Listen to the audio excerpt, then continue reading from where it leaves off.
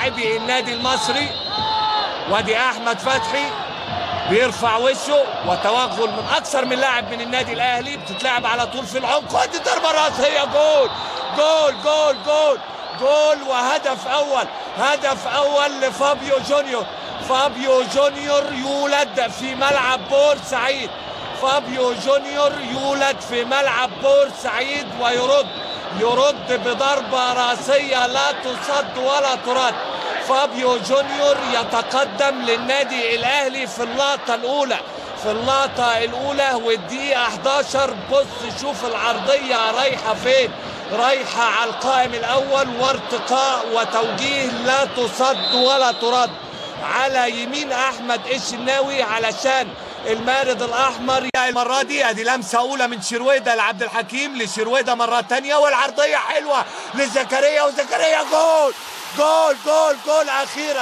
أخيرا يدرك التوفيق مؤمن زكريا، مؤمن زكريا في الدقيقة 72 يدرك التوفيق، ويأتي بالسعادة والفرحة لجماهير بورسعيد ابتهاجا بالوصول لهدف التعادل في لقطة أولى لأحمد شرويدة. بيعمل عرضية لمؤمن زكريا، المرة دي بيحطها بإيده في الزاوية البعيدة لشريف إكرامي علشان تتعدل النتيجة ويصبح التعادل الإيجابي 1-1.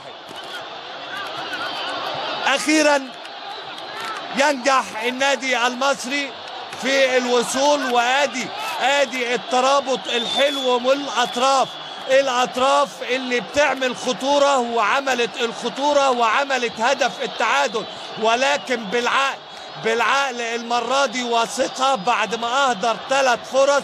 مؤمن زكريا في المره الرابعه يستوعب الدرس ويحطها بايده، اكنه حاططها بايده في المقص الارضي الشمال لشريف اكرامي علشان تتعدل النتيجه ويصبح عبد الحكيم بيرد على مؤمن، ودي كوره وتوصل لمؤمن، بيعدي ويقدر يجيب جول جول جول جول جول.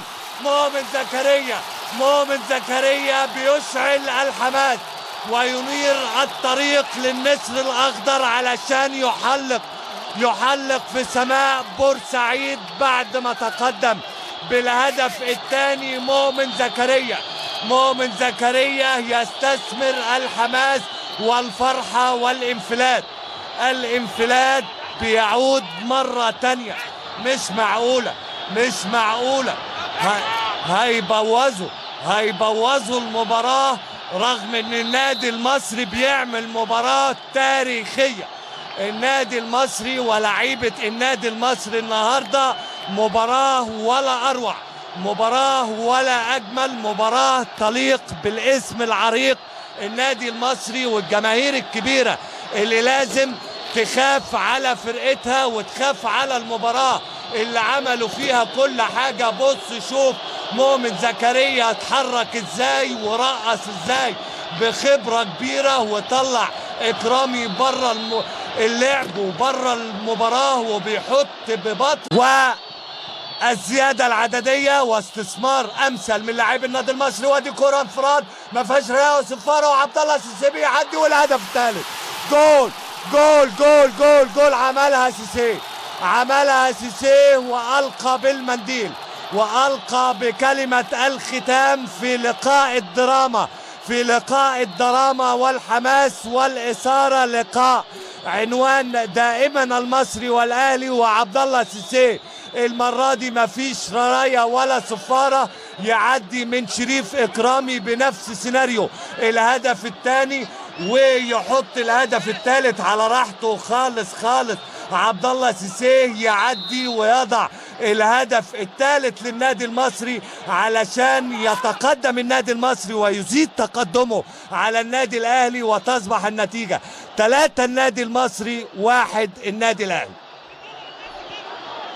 مشاهدينا الكرام، النادي المصري البورسعيدي يلحق بالمارد الاحمر والنادي الاهلي ومانويل جوزيه اول هزيمة